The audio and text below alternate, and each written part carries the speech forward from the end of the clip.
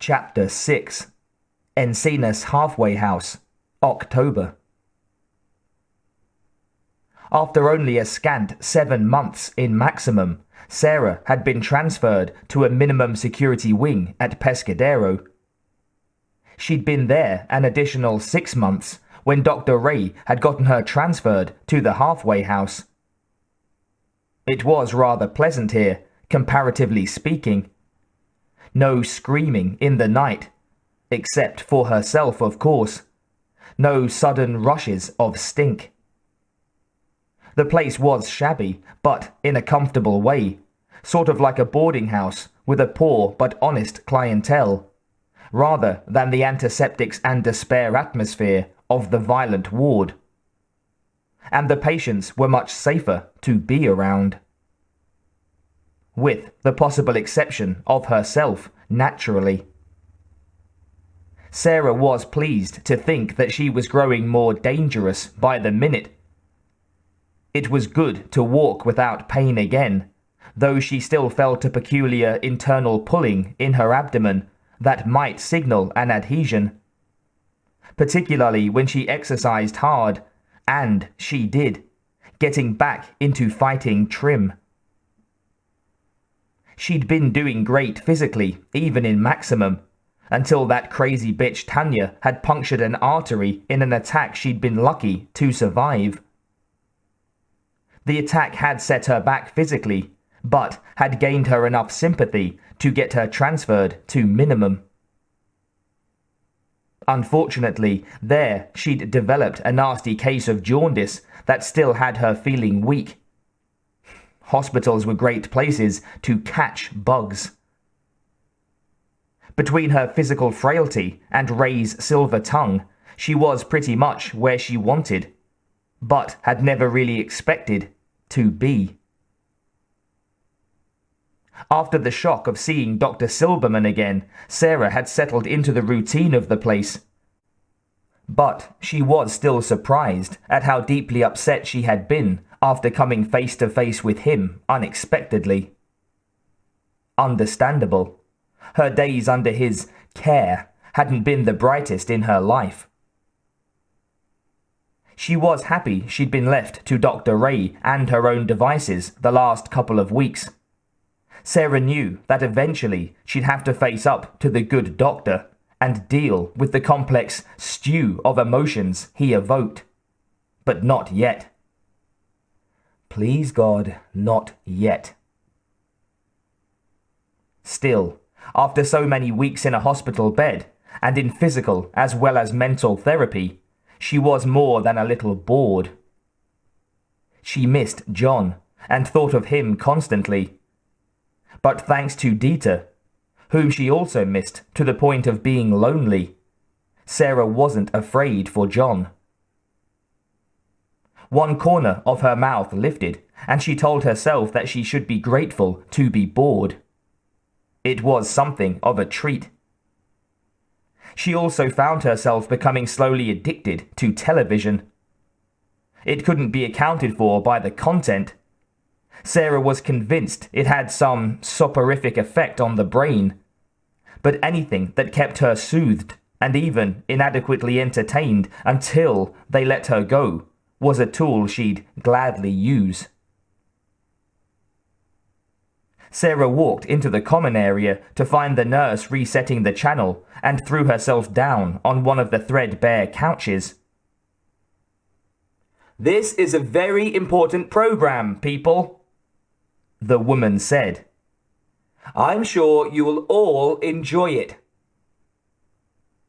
Then she sat down. Raising an eyebrow at that, Sarah leaned back and crossed her legs. The nurses didn't usually watch TV with the patients. Probably this one should be working, or she'd been in the nurses' lounge watching the little portable they had in there. Maybe this will be interesting, Sarah thought.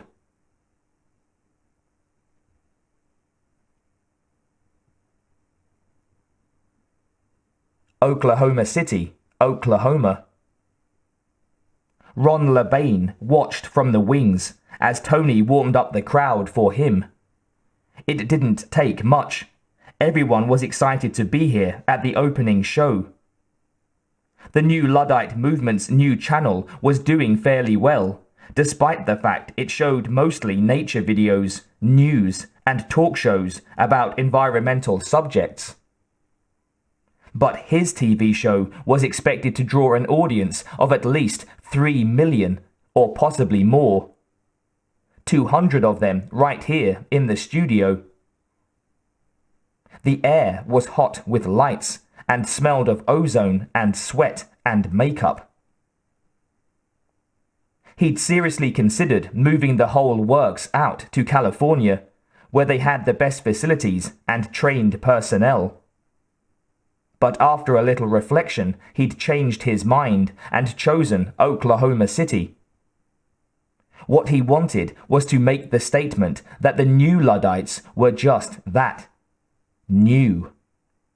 Not part of the old establishment, not part of the old money crowd, and in no one's pocket. These days, placing your national show away from either coast was like a declaration of independence. The decision alone set them apart. Ron watched the cameras roam over the smiling, waving, applauding audience. The music was inspiring, yet had a good beat. And as he watched, the audience began to clap in time, swaying in their seats until the whole place was in motion. Choose the moment, he thought, and then ran onto the stage with his hands in the air and began clapping in time with them. The audience went wild. The New Day show was primarily a talk show with a little music thrown in for leavening. It just so happened that the singers and musicians they chose to present were those that Ron had hand-picked.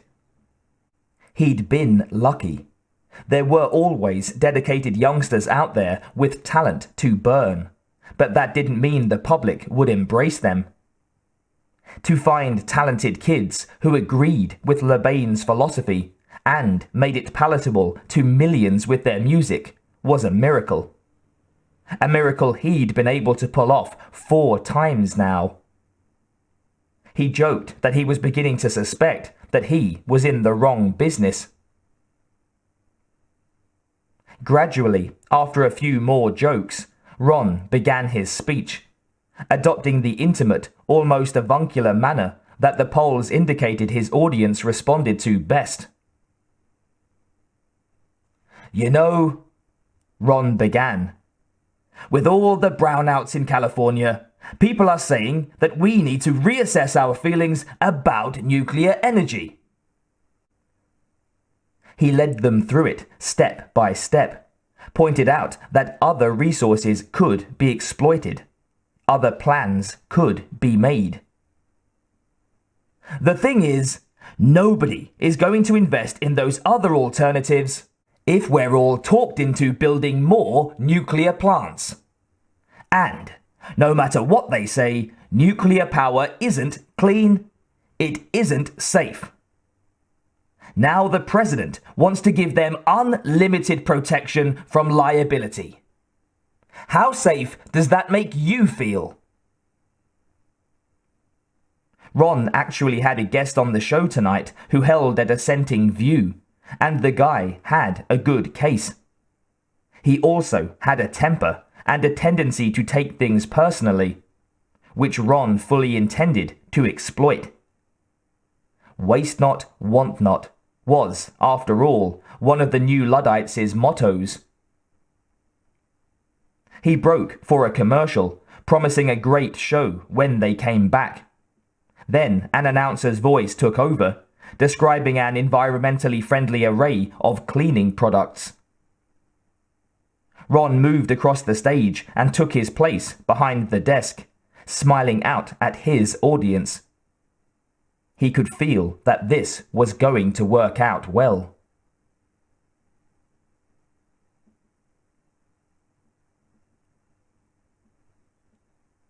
Montana. Clea tuned out the commercial and thought about what she'd been watching. Ron LeBain was one of Serena's projects that Clea had taken over with some enthusiasm. She saw potential here to confuse and divide the humans that her predecessor hadn't fully exploited.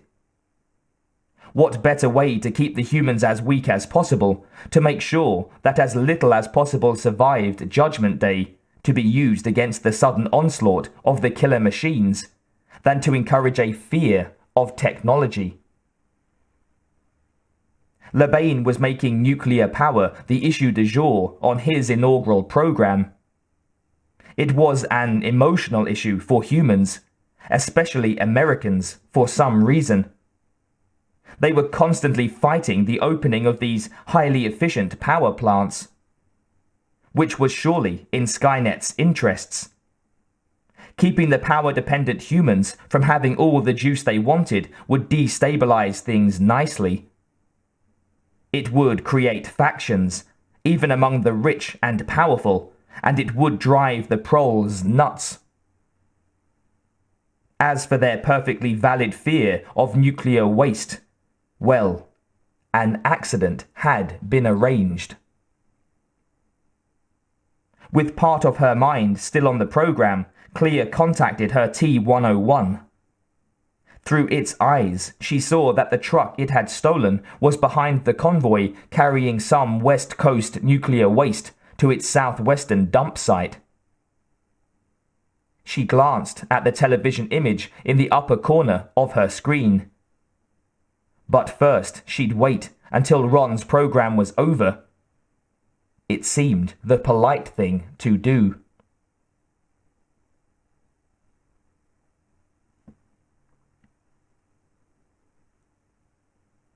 New Mexico. The Terminator kept a precise distance between himself and the truck in front of him. Exactly 150 meters. The unmarked 18-wheeler carrying the specially designed cargo container was accompanied by 2 vans, also unmarked. It was all very discreet. Had they not known exactly what they were looking for, they would never have been able to find this particular truck. The T-101 glanced at the body beside it. It had entered the propane truck's cab at a truck stop and waited for the driver to return.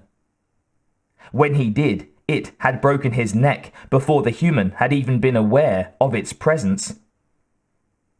Soon, the I-950 would signal the T-101 to go ahead, and the body would be needed to stand in for it when investigators sifted through the wreckage. Now, the Infiltrator sent.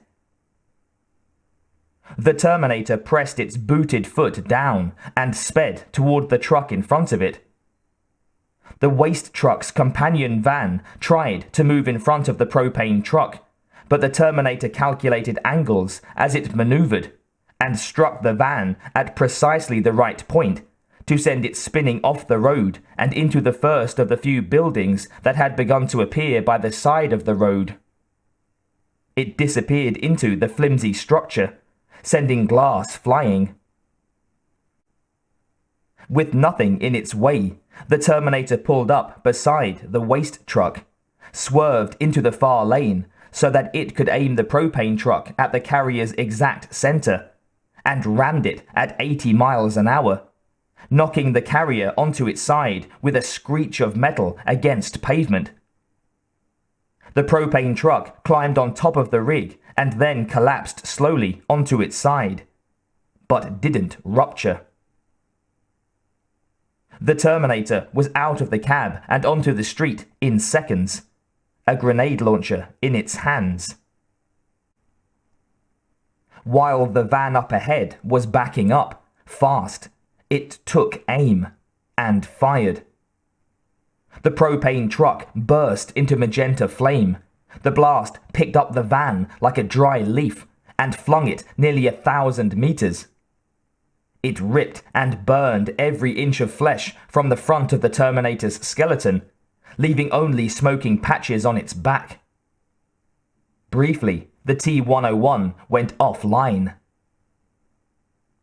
When it came back to itself, burning debris was still falling, and the buildings along the highway had been blown flat all around the explosion. Its internal monitors reported radioactive contamination at a very high level. Mission accomplished. It's sent. Status: the I-950 queried. External sheath severely compromised. No secondary damage. Some nuclear contamination. Well, clear thought. Back to the vat for you. Any contamination it had picked up would mostly be rubbed away by its travels. Return to base discreetly. Acknowledged. It looked around itself. Off in the distance, it saw a house, undamaged by the blast. Humans had come outside to gawk at the fire.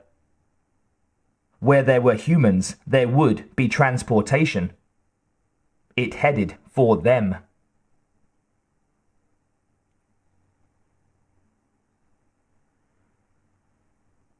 Oklahoma City, Oklahoma. Ron offered the last few energy-saving tips and said goodnight when Tony came tearing on stage. For a split second, he thought he'd made an error in his timing and had left them with a ridiculous amount of dead air. The audience began to rustle and murmur. Then Tony slipped him a news report and said, "It's an accident. Maybe. Some asshole in a propane truck rammed into a nuclear waste carrier right in the middle of a small town in New Mexico. There's a news blackout. Apparently the whole state is out."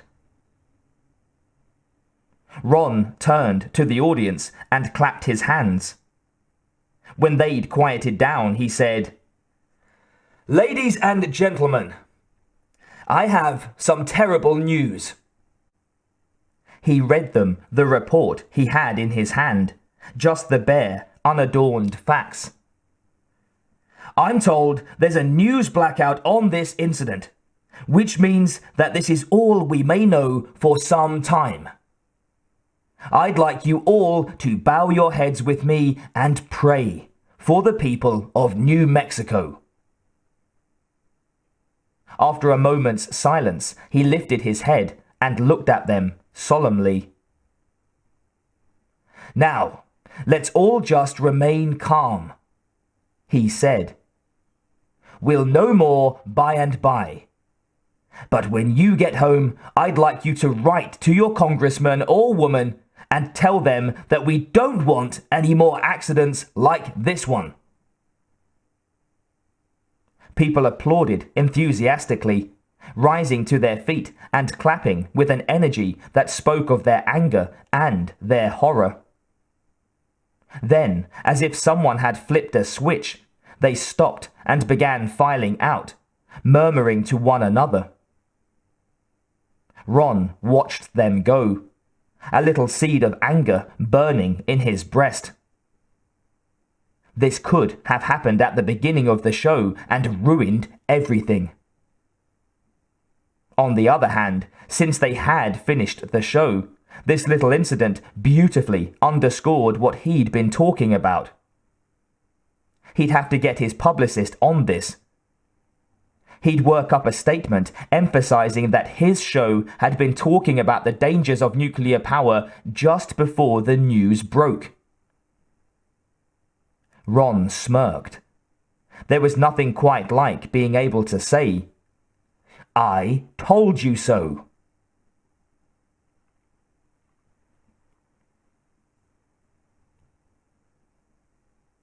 Encina's halfway house. The show ended, and it hadn't been all that bad for blatant propaganda. As the credits began to roll, someone came running in from off stage. Sarah got up, not really thinking anything about it, except that the new Luddites didn't have top-quality people running their programs. The nurse switched to another channel, where a news anchor was announcing that a fuel truck had crashed into an 18-wheeler carrying nuclear waste. My God, she thought. The anchor went on to say that background radiation as far away as Albuquerque had jumped by over 700%. I don't think that's even supposed to be possible, Sarah thought. Those containers are supposed to be specially designed to withstand just about anything, up to a direct hit with a bomb, which an exploding propane tank would very closely resemble. Maybe it's just my nasty mind talking, but this sounds deliberate. The news anchor was saying that possible terrorist activity was being looked into. Nice to know it isn't just me for a change, Sarah thought. Paranoids had real enemies too.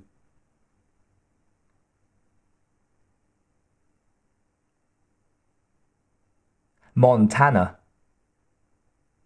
Clea smiled.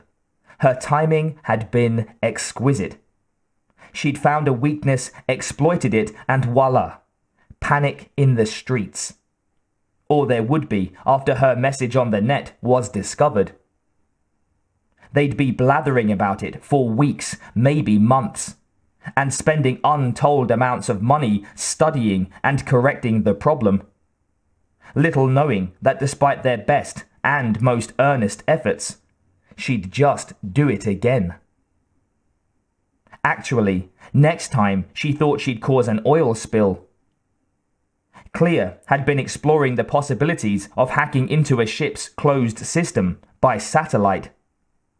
If it proved feasible, she was going to try to time the incident so that some enormously popular place was soiled in the most appallingly photogenic manner possible. Preferably somewhere with otters. Dying otters just drove humans wild. For a while, she'd toyed with the idea of having a Terminator do the job for her, but it would be better to do it by remote if possible. It would be much more difficult for the oil companies to explain if they didn't have a convenient scapegoat, such as a mysteriously missing crewman. Heads will roll, she thought.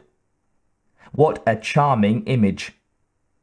She began to see why Serena had found such joy in her work.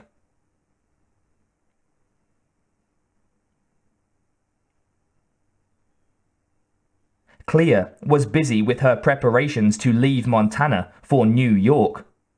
She had stepped up her production of T-101s using the last few chips that Serena had left her, and working overtime manufacturing a close facsimile of her own. Fortunately, she found microlithography a relaxing hobby.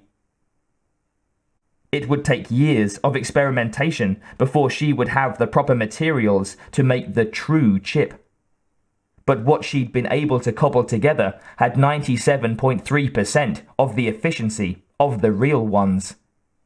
So, for the interim, they should perform adequately. Her plan was to place the Terminator that had been established as her relative and guardian in shutdown mode, and claim that her uncle was dead.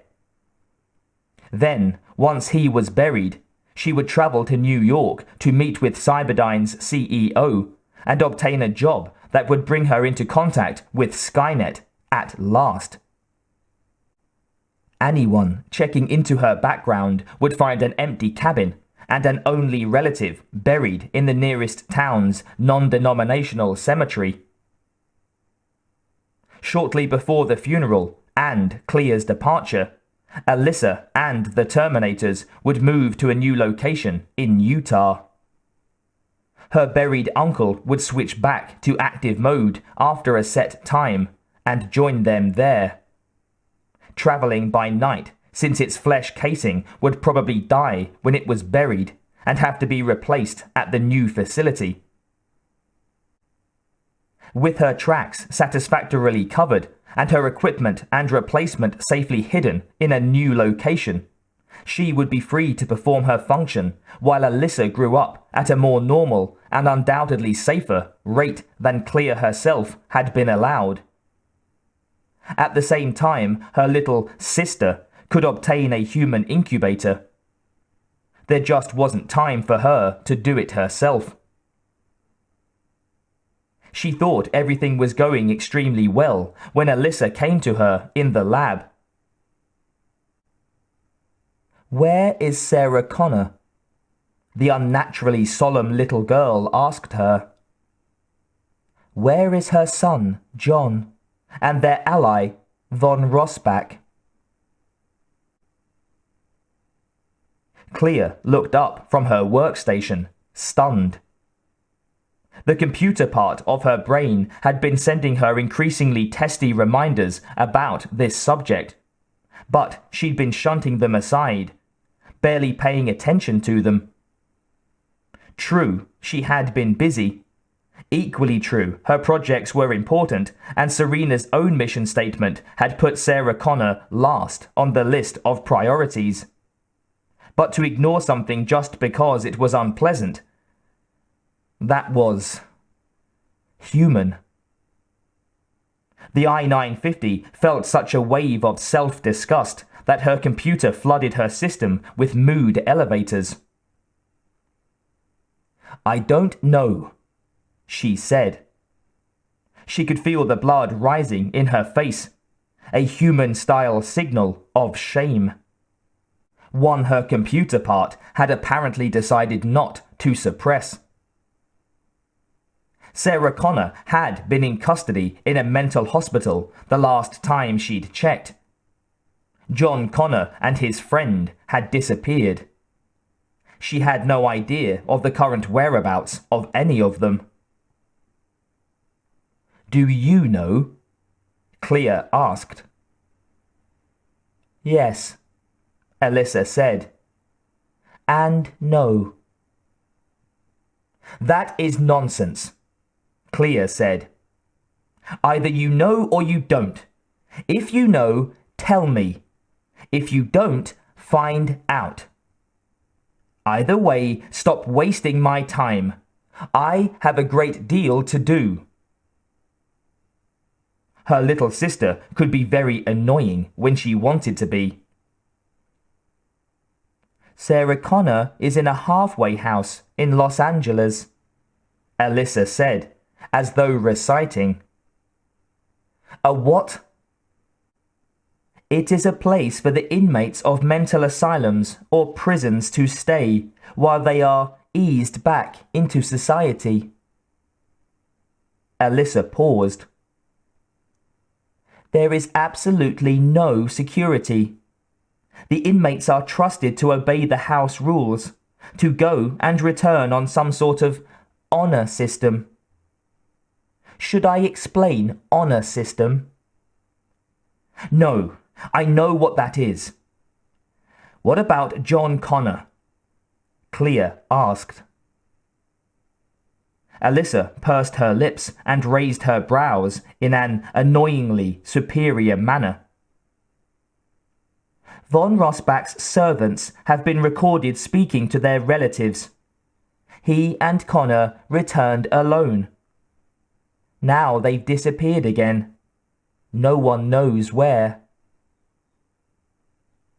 Clea felt a sharp bolt of fear shoot through her, followed by a healthy anger.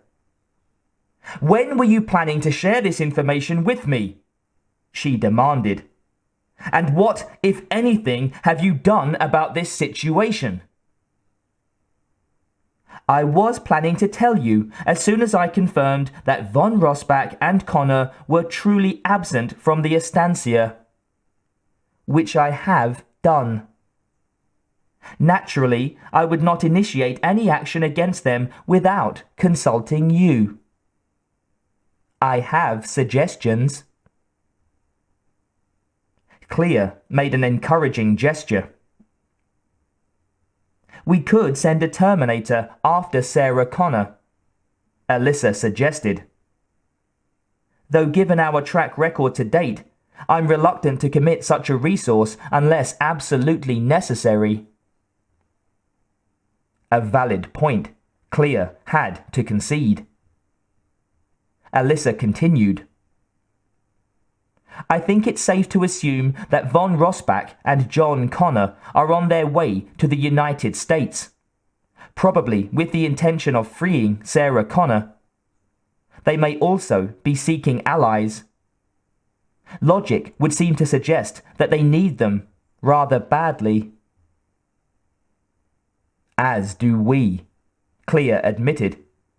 Which was, of course, what their support of the new Luddites and their more fanatical brethren was about. Although dupes and cat's paws would be more accurate terms than ally. Alyssa ignored the comment. I have hacked into the surveillance cameras at all customs checkpoints in the United States, she said. I've assigned a Terminator to monitor them full time. Clea nodded. Excellent, she said. I think that I agree with you about sending a Terminator for Sarah Connor as well. Perhaps only to observe and report. If her son and allies show up, we can try to get them all at once. It might be better if I was the one sent to observe, Alyssa suggested. They wouldn't be expecting a child. The idea held exciting possibilities, Clea had to admit, and she wanted to take advantage of her younger sister's offer. But, shaking her head, Clea said, No. You're too vulnerable and much too valuable. As yet, there is no one to replace you. Alyssa said nothing, but Clea could almost hear her thinking that if they were short of I-950s to share the work, it certainly wasn't her fault. With a frown, Clea snapped. I'm working as hard and as fast as I can. Right now, it is not the time to begin breeding another I-950. It is to be hoped that my efforts will give you more leisure in these matters. The problem was Clea herself felt that her efforts were inferior. Instinct told her that in a better world she would be culled to prevent expensive errors. But in this time and this place, she was the best available. No, that wasn't strictly true. Alyssa was the better infiltrator. Clea wished that she dared to use her. Clea looked at her sister for a long time, then took a deep breath and plunged in. In the rush to bring me to maturity, I fear that errors may have been made. But that maturity is still a valuable asset, and so I must continue as leader for now. I rely on you to point out oversights such as this one. If you continue to do so, then we should be all right. Once you have reached maturity, I will become your second. Alyssa gazed back at her with a pretty frown. If you were to start another 950, what would happen? She asked. I don't know, Clea admitted. None of us has ever been pushed as I have. It may have affected my eggs, making them either infertile or inferior product. The only way to find out is to use them, which, as I've pointed out, we don't have the time for right now. The child's face was implacable, and her eyes betrayed her disgust. She too had sensed Clea's weakness and yearned to correct it by terminating her. But she was also the ultimate pragmatist. Clea was not so inferior as to be useless, and her loyalty to Skynet was strong. Skynet itself would encourage them both to use the tools at hand. "Very well," Alyssa said. "But I think that the Terminator we send to watch Sarah Connor should be a different type than we usually make. It should be smaller, perhaps older looking. Something non-threatening." "Yes," Clea agreed, nodding thoughtfully. "A watcher rather than a Terminator. Will you see to it for me?" Looking annoyed, the small I-950 nodded, her lips tight. "I would also like to send a Terminator to South America," Alyssa said. "It may be possible to find out more from that end. It may even be possible to eliminate one or both of them with fewer complications." The elder I-950 frowned. Her sister had a point. "You don't think that they can be traced by a computer?" she asked. "Yes," Alyssa said, "if they use their own names and passports." She knew her sister could calculate the odds of that happening for herself, and so didn't bother to offer the figures. "I believe that some investigations are handled better face to face." Clea considered. Her sister hadn't asked to go herself, realizing that the T-101 would be the more logical choice. And it would be helpful to know their enemies' exact locations.